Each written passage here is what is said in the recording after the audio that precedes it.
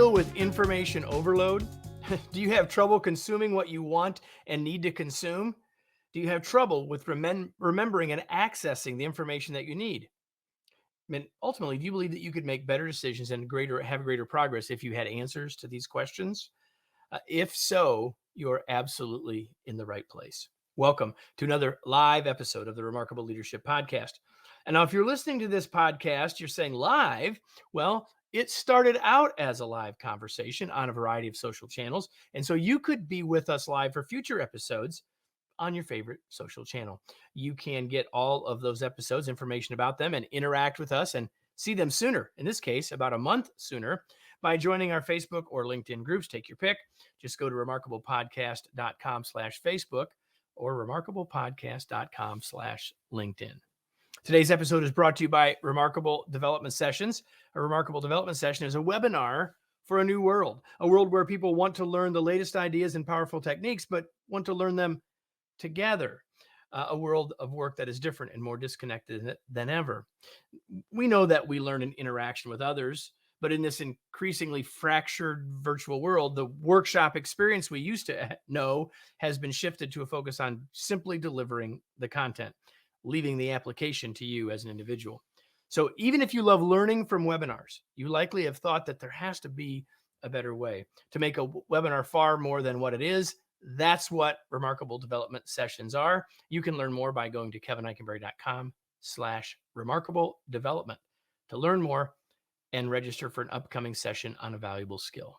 And with that, I'm going to bring up and introduce our guest today. His name is Ross Dawson. He is a world-leading futurist, an entrepreneur, and a keynote speaker. He is the founding chairman of Advanced Human Technologies Group of companies with clients including industry leaders such as Citibank, Coca-Cola, Google, Microsoft, News Limited, Procter Gamble, and many more. He is in strong demand globally, having delivered keynote speeches and strategy workshops to business and government leaders in over 30 countries. He appears frequently in media such as ABC TV, the BBC, the New York Times, and many others. Today, we're going to talk in part about his new book, Thriving on Overload. There it is, if you're watching, The 5 Powers for Success in a World of Exponential Information. And with that, Ross, welcome. I'm so glad to have you join us all the way from Australia. Delighted to be with you. So, that's one of the reasons we're doing it at this time, because everybody, if we had done this at noon Eastern time, Ross would have wanted to be asleep. So I'm so glad that we've found a time, Ross, that would work for both of us and to talk about this great book. But before we get there, I'd love for you to tell us a little bit about your journey in short, because I don't think you probably woke up when you were 5 years old or 8 years old and thought, I want to be a futurist. I mean, you're probably thinking more like wanting to be a fireman, right? So tell us about the journey that gets you to this place briefly. Well, in fact, I did pretty young think that that's what I wanted to be. So probably not 5 or 8, but by my late teens, I was thinking, being a futurologist, which was the term at the time, would be something which was delightful. Just to be able to think about the future, think about who we are becoming, and the state of society, and to be a thinker, but a practical thinker, as in how it is we can create things better. So I've worked through a whole variety of different industries. Started off working in computing sales for NCR, then worked in international equity sales for Merrill Lynch, moved to Tokyo and worked for Thomson Financial as a financial journalist, and ended up getting a lot of promotions and became the global director of capital markets there. So across grew up in Europe.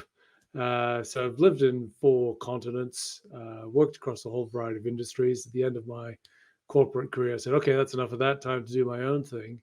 And since then have been working around the world, been able to try to lay out this, I suppose, positive vision, contributing to however I can to both for all of us to think more about the future and be better equipped to be able to create a better future.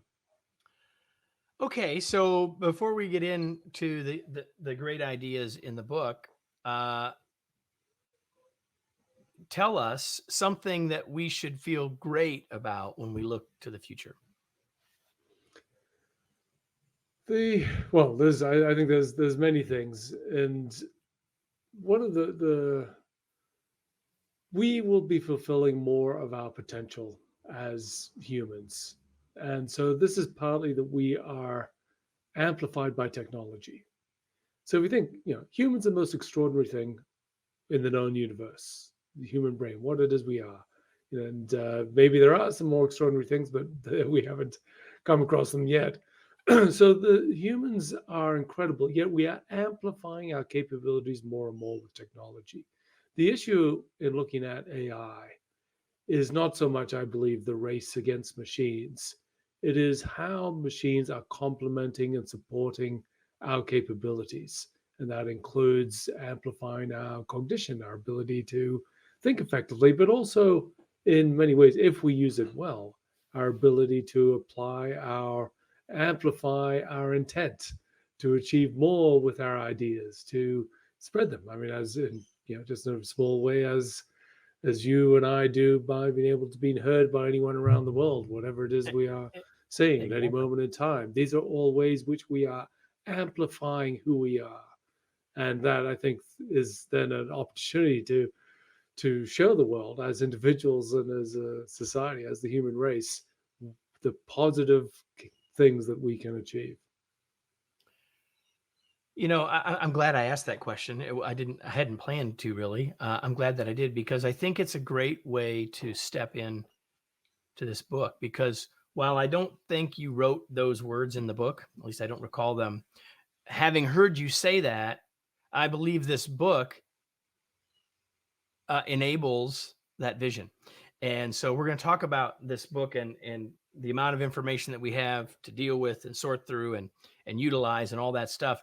But the title of the book is Thriving on Overload. So I think we ought to start with that word overload. And maybe this is a bit presumptuous, but how do we tell if we are info overloaded? Oh, so well, we are, we are. Well, So that's what I said. It's kind of that's perhaps a just, bit of a strange but question, but I think it's worth thinking about. so the point is we are overloaded, as in there is too much information. And this, I wrote an article 25 years ago titled "Information Overload: Problem or Opportunity." Information overload was very real then. And actually, in fact, there's some wonderful quotes from monks hundreds of years ago bemoaning the fact that there were just too many books to read, and how could they deal with it all? So if we are overloaded, we have more than enough information. Our brains are limited. Yeah, we're incredible things, human brains, but they are limited. But the amount of information is unlimited, effectively. So we are overloaded, but the difference is between overwhelm and what I describe as a sense of abundance, where it is our mindset, it is our attitude around that degree of information. Yes, we are overloaded. We have far more information than we could possibly deal with. And we can let ourselves be overwhelmed by saying that. How could I ever keep up with that? There's just way too much. I just get lost in all of it, and it's too much. And so there's sense of overwhelm, which leads to negative responses, both emotional, neurochemical balances in our brain. We start to flail about and feel overwhelmed by the amount of overload that we have. Or we could say there's unlimited information, which means that I have all of the information that I could possibly want to achieve my objectives. And so there is this sense of abundance. So the overload is real. It is just a fact. But we can have a sense of overwhelm, or we can have a sense of abundance in this world. And I love that because I'm guessing there are people who pick up the book or are listening to us now. And when they hear the word overload, they immediately think overwhelm. And yet that's not what you're saying. And nor is it what might have been a better way actually to frame my question. Um, but it's the book and the ideas in it are all about saying, okay, this is this wonderful opportunity. And so how do we go from there? And the subtitle of the book, frames the promise of 5 powers, 5 things that we can use to help us um, deal with the abundance, if you will. And so we don't have, and I'll just tell everybody, having read the book, that we could spend our entire time on any one of these 5. And we're not going to do that. But I do want you, Ross, to lay out the 5, and then we might pick on a couple of them a little bit deeper here. But just tell everybody what the 5 are at a high level before we get going. Absolutely. So the first one is purpose. We need to know why we want to deal with information at all. So we need to have some idea of what it is we want to achieve. What are the objectives? What it is we, broadly in our lives or just specifically in our work. What is our purpose? What do we want? Why is the reason that we engage with information at all? And without that guiding light, it's very, we can't help but get lost. The second is framing. And this is absolutely critical in recognizing that it is not just information. It's the information taking alone has very little value. It's when the information is linked together to form knowledge, to create understanding, that it has true value. So framing describes the frameworks that we can build, the way in which we piece together the bits of information we find to build knowledge and understanding. The third power is filtering, where, of course, from all of this information that we see, we need to be able to discern, be better and better at discerning the difference between the information that is useful to us, that is valuable to us, that serves us, and that which has no value or negative value. And partly through being able to choose the right sources and the channels and the portals by which we receive information. Yeah, and I want to say more about that. But before you go on, Yes. I think that ties us back to the purpose piece, right? Like, and Yes. one of the things I love about the conversation about purpose is it's not just like my purpose for information to improve my business or to improve my career, although those are certainly very important. You certainly talk about those, but also other things like our other passions in our lives, improving our relationships, like right on down the line. You framed, if you would, purpose bigger than maybe what people came in thinking about I got to learn about my industry or whatever. And so filtering, having that clear purpose helps us do that filtering better. I'm going to come back to some of what you were just saying about filtering, but go ahead now and give us the other 2. Yeah, that is absolutely right. Without having a purpose, how can we filter? How can we know what is useful or relevant? We have to have that starting point. So the fourth power is attention. And one of the key insights I share here is that it's not as if we're either focused or not focused, but there are many different types of attention that we can pay. And then when we take in information, we need to be able to understand that some of these are. We may, for example, be spending time scanning the headlines. Let's get up, let's wake up, time to look at the news, all of our different information sources, and look across those and see, is there something I need to spend more time on? That's just one attention mode. And another one, which is really important, is assimilating, where we actually sit down and say, this is useful. This is a book. This is an article. This is something I need to pay attention to because it's part of what matters to me, and then spend the time to take it in. So there are a number of different attention modes that we should do and schedule those at different times. And the final fifth power is that of synthesis, of pulling things together, where we are taught so much in our educational system to analyze, to break things down into smaller and smaller pieces. That is in fact our intellectual mode, is of analysis, which is pulling things apart. And what we need today more than ever is that of synthesis, the putting of things together to see the whole, to understand where it is we are, what it is that makes a difference, and very importantly, how it is we can create a better future for ourselves, our families, our communities, or organizations, or indeed all of humanity. And what's one of the things that strikes me about this is that oftentimes, and I'll make a comment, then you can respond. Oftentimes, say in business school or when people are learning to be a manager, there's a lot of learning around how to analyze, right, and getting good at all of that. And yet, I would submit that the best leaders while they have the ability to analyze, of course, their greater strength is their ability to synthesize and to help others lift their eyes to see that whole, to see that bigger picture. Ross, I recently wrote that as leaders, we are constellation creators. Like the stars are all out there, but like helping people see what they couldn't already see. Comments about any of that before we go on? No, I think that's a great phrase and a great analogy where, it's not the individual stars, it's how they fit together or the ways in which we make sense of those. And that is absolutely, if we think about the difference between managers and leaders, the managers are, they're analysts, they're have a lot of the practical pieces which they are assigned, whereas the leaders, the ones which must see the whole. If they're not, then they are lost. They're not effective leaders. But this is partly, or very significantly, a part of all of the information that we receive, information from the people who report to us, information around our competitors, information around changing markets, around changing technology, around changing regulation, around the shifting world.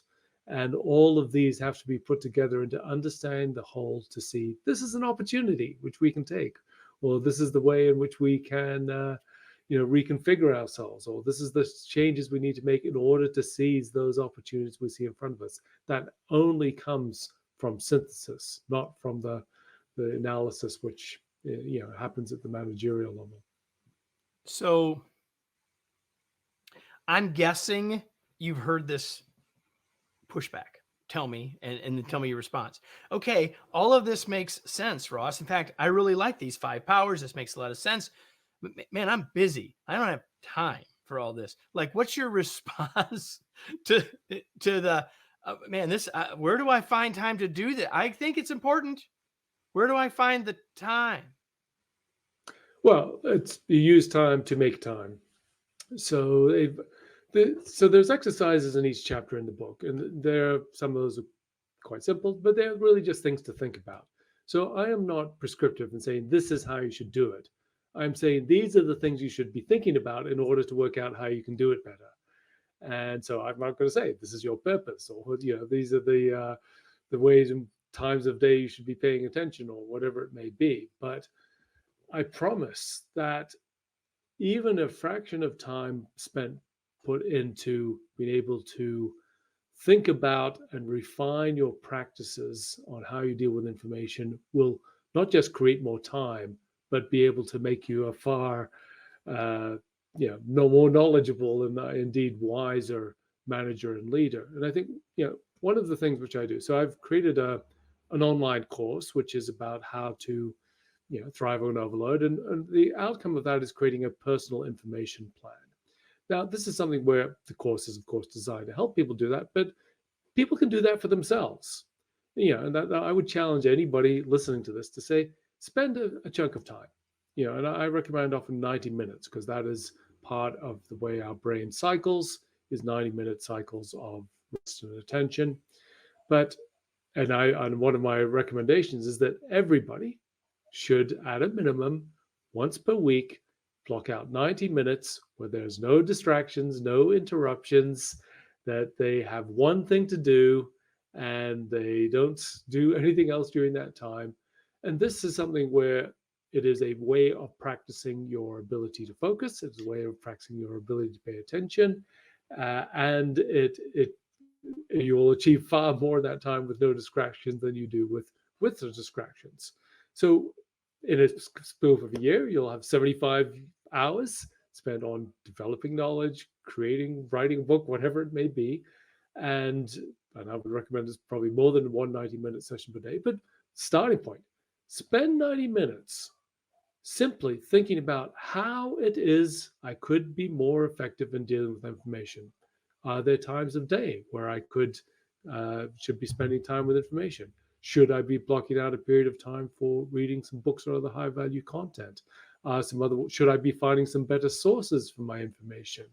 Whatever it may be. And I promise you, if you spend those 90 minutes, then you will absolutely be creating more time, more value in your life. I want to come back to synthesis before we're done. because I think ultimately that's where we're headed here. And as we've already talked, I think that's an incredibly valuable thing for us to be able to do as leaders. Uh, but I want to talk about filtering, because while all of the chapters are extremely practical, as you've just described, uh, uh, I think a lot of people would love to know a little bit more about, okay, how do I pick the sources? How do I filter? How do I get that stuff to show up? So let's be a little bit more pragmatic. We don't have to be prescriptive, but a little bit more pragmatic about how can people sort of get the right stuff to show up that's going to help them best based on their purpose. So one of the frames is thinking about what I describe as the portals for information. And so we can, for example, just go directly to media. That's what we used to do. We used to switch on a TV news or go to pick up a newspaper. We can also have aggregators, so Google News or Apple News or Yahoo News or whatever it may be. We also have feeds where we can use a feed reader to pull in all of our sources into one place. We can go to social media as a source, so each of these different portals has their own advantages and disadvantages. But one of the first things to do is to rebalance, if appropriate, what is the time which you spend on each of these. And I'd probably say the pretty significant proportion of people spend more time on social media channels as a source of information than would be optimal. And it doesn't mean that they can't be good sources of information. We design them well. But we also need to be able to say, well, which of these different portals offers me the most value? And I think one of the ways in which most people can improve their habits is to be able to set up feeds where they say, rather than just going in series to a number of different publications, I'll set up one place where they all come in. I can see all the headlines. I can filter that, and I can send those to a what's often called a read it later app, something like a Pocket or Instapaper or other channel like that, or indeed, just some bookmarks in a browser. So to choose to put again some thought and some choice into what is the best balance of information sources, of portals, of how we bring those in, and then to consistently refine the sources that you have. And one of the wonderful, I suppose, the insights that came from all of the conversations I had with information masters in writing the book was what I describe as the rule of 20, where you're looking often for individuals that you can follow sometimes on Twitter, for example, as a source, or sometimes these are writers where you can find ways to pull those into your feeds, for example. And you say, rather than saying, let's look for hundreds of people, let's find 20 or even 10 or a dozen, whatever it is, people who collectively are going to be extraordinarily insightful on the topic that you're interested in, which could be your area of expertise. What is the latest in machine learning? Or it could be what is happening with COVID. What is the latest insights and news on that? Where you can select a small number of people who collectively are going to provide you with leading insights, which are very likely going to be beyond what you read in the synthesis or the distillations in your newspapers, and to actively add and subtract from that list. If people Yeah, are that's one of not, the things I loved is yeah, not just like, okay, now I got my 20 or my 15 or whatever, but to be continuing to look, because what you're going to find in my experience is that some of those 20 are going to be pointing to other people, and they become interesting, maybe more interesting, or yes, give you a slightly different angle that maybe, and someone moves down the list and someone else moves into the list. One of the things you talk about multiple times in the book where we agree is that maybe the news itself is something we ought to be careful with in terms of how much we consume. Do you want to talk about your thoughts about that and perhaps why you think that's true? there's a lot of reasons why the news as we know it is something to take in small doses often. One of them is that news by its very nature is almost always negative. And that's partly because humans have a negativity bias. We're looking for the threats and the dangers and so on. So that's what we're attracted to. So that's what newspapers report. Another is that good things usually take time to happen. So they're not news. So if something over a space of a year or two, some wonderful things develop, that's not news. Where if something horrible happens in one day, then that is news. So the whole nature of our news is very negatively biased. But it doesn't mean that we shouldn't be following the news. We want to keep on top of what is happening around the world. We want to rebalance, I suppose, again, the sources. But where the flaw that most people fall down is to spend more time that they need on the news more often than they need. So one news update a day. This is all the things I need to know, and that's done. You don't need to keep following that. The frequency of updates for news has an inverse correlation with your ability to live a full, rich life where you're paying attention to the things which you really want to. You said something in the book, and I don't think I have it with one of my marks. I wouldn't be able to find it right away anyway. Is something like, if you want to test yourself on how important the news is to you in your real life, is read something from the news a week ago and see how useful or valuable it is to you now. And I thought that was a really interesting way to think about this. And so I appreciate that. So all that says, Ross, is that you and I are in violent agreement about that particular topic. And so thank you for sharing that thought. I want to get back to synthesis for a second. You make a statement in the book where you say that synthesis is the ultimate human capacity. Do you want to say a little bit more about that? I mean, we've talked about it a little already, but what would you add? This is a big statement, that this right here on the screen. One of the ways in which we understand ourselves as humans today is relative to machines. So we have been extraordinarily inventive, created many things, and one of our products is what is described as artificial intelligence, something that is not able just to do things, but in some ways to think, to learn in various guises. So we have to understand who we are relative to the machines we have created and are continuing to progress. And the one thing which distinguishes us more than anything else, I believe, is that capacity for synthesis. Machine learning, by its very nature, is trained on data from a specific domain. It is applicable to a particular domain. So our ability as humans to pull together all of the facets of everything we've experienced through our entire lives, which may not appear to be relevant to what we are thinking about now, but we can make sense of, is what distinguishes us. So every Nobel Prize winner, or arguably every scientist has made a significant advance, every innovator, every creator has taken things from different spaces, different domains, and pulled those together to create a whole that didn't exist before. That is the nature of innovation. That is the foundation of progress. And that is something which is driven by humans. And all the machines that we have created are indeed syntheses of what has come before that creation. So continuing from now, I believe that as AI continues to advance, which inevitably will, that we will keep ahead of machines. We will be distinguished by our capacity for synthesis. And that is the master skill, as I described in leadership. That's what leaders do. They synthesize. And again, leaders are on every level, including being able to shape our future, collective future, is driven by this capacity for pulling together what seem to be unconnected things into something which is true, which is whole, where we can make sense of a very confusing world. So, Ross, I've been looking forward to this conversation ever since I got your book and have been reading your book.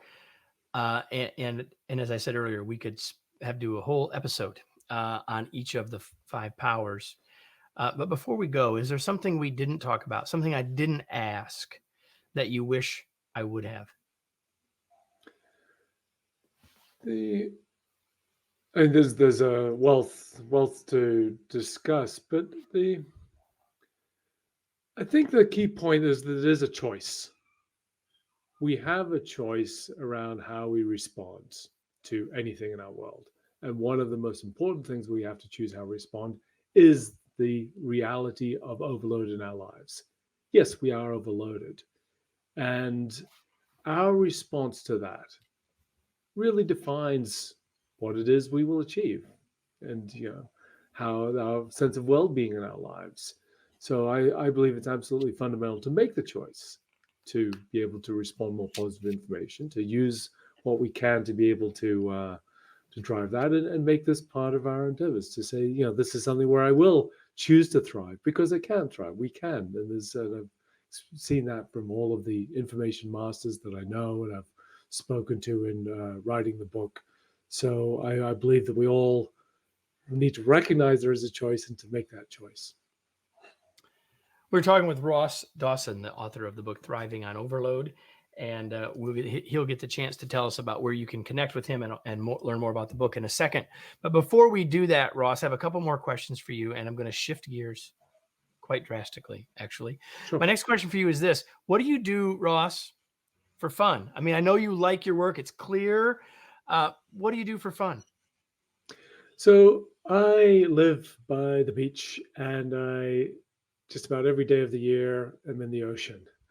So it's fun and just because I'm outside, I'm in the ocean, I'm engaged with the universe, open my eyes to things. It's just something that reinvigorates me. And I make a point of it because I don't always feel like, particularly in the winter, but it makes me feel, it always makes me feel better. And so that's, yeah, it's fun, it's exercise, but it's fun and it's also an expansion of my, wild.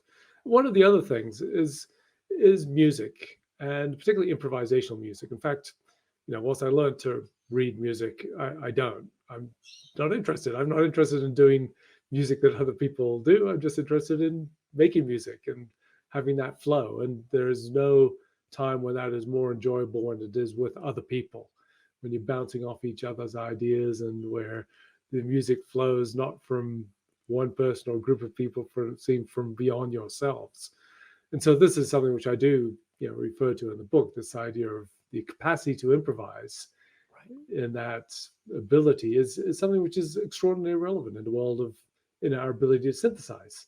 That's the capacity to sort of see things on the fly and not think about them too much, but let them flow and to come out right from yourselves.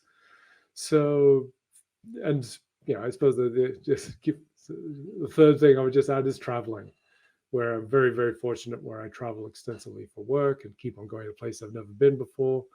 And it's just being exposed to more facets of the wonder that humans are, and being able to experience the cultures and the diversity of the world.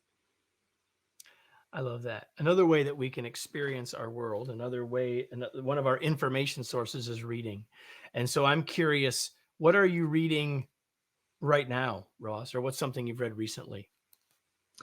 So one book I've just finished recently is The Beginning of Infinity by David Deutsch, which is pretty heavy going, I would say, but is just really, has changed my mind in thinking about the nature of who we are as humans and what it is we can do. And essentially it lays out the thesis that we are at the very beginning of who we can become as humans. And if we can create dynamic societies where we continue to question and to learn and to build new models and improve who we are, recognizing we'll never be where we can be, that's the foundation for infinity. And I think that it has been very influential in Silicon Valley, amongst other places, since it was published. And that's been a strong one. And one which I'm reading right now is called The Alignment Problem, which is a really excellent look at this fundamental issue of the alignment of human interests and what you can call artificial intelligence interests. How it is that we have the machines aligned with our interests. And what I do to do that, it actually digs deeply into how are humans motivated and how it is we learn in order to be able to inform our understanding of how machines learn and are motivated in some sense. and how we can make these align. So that's I'm really enjoying that book on what I think is a very important topic. The alignment problem, and then, of course, the beginning of infinity. So thanks for both of those. Now, the book you really want all of us to read is yours. But how can we learn more? Where do you want to point people? Where can we learn more about you and your work? Where do you want to point people? I'll hold the book So up. the best place is thrivingonoverload.com. So that has not just information about the book, but also it has the online course, which I mentioned before. It has a extensive array of resources. Got the free, you can download the introduction and very, very shortly the exercises for free.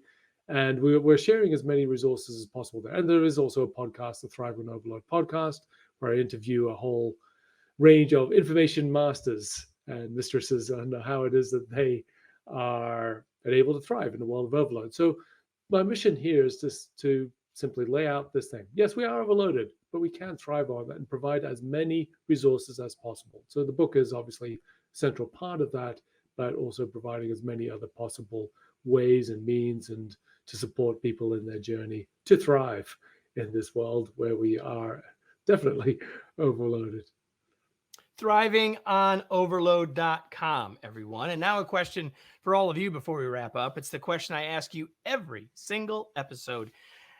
Now what? What action are you going to take as a result of this? Maybe something that Ross said about filtering and where you and the sources that you might want to choose. Being more intentional about that. Maybe it's something about thinking about the purposes for which you need to or want to interact with information. Maybe it's any number of things that we talked about in terms of different ways that we need to pay attention, scanning being only one of them.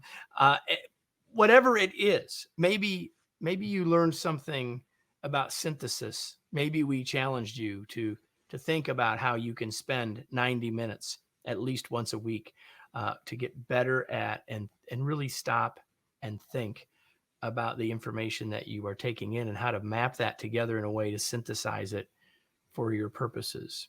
I don't know what your thing is, but I do know this, that if you don't take some specific action, this will have been pleasant, but not of much value.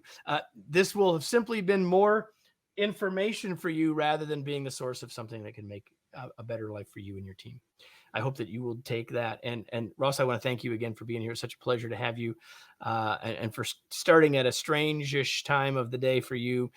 So glad to have had you and for us to have had this conversation. It's been a real pleasure, Kevin. And with that, everybody, we're here every week, so I hope you'll come back. If this was your first episode, make sure you come back. Wherever you're listening, you can find all of the past ones. And if you loved this and you've been enjoying it, why don't you tell someone else to join us? And if you don't know how to tell them based on where you're listening, just tell people to go to remarkablepodcast.com and you can watch or listen to episodes there, as well as finding it on your favorite podcast source. And with that, we'll be back next week. So I hope you'll be back with me then. Until then, make it a remarkable week. Thanks, everybody.